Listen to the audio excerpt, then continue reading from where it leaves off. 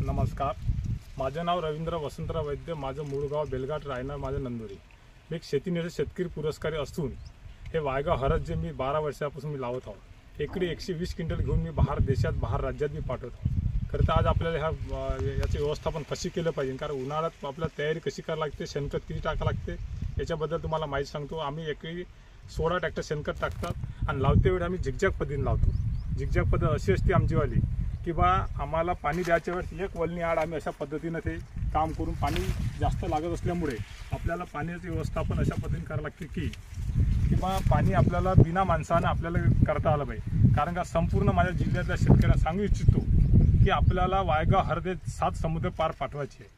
वायगाव हळदीचं कोरकुमी 4.5% वर आहे। याचे मोठे मोठे बिमाऱ्यासाठी उपयोगात येत असतात। जर समजा तुम्ही 2 एकर जरी लावान हळद तर तुम्हाला चांगल्या पद्धतीने घरपोच पैसे आणि सगळ्या गोष्टी व्यवस्थित होऊ शकतात, परिवार सुख समृद्धीने चालू शकतात। त्याकरता मी 2 गोष्टी समजवतो। जय जवान जय किसान।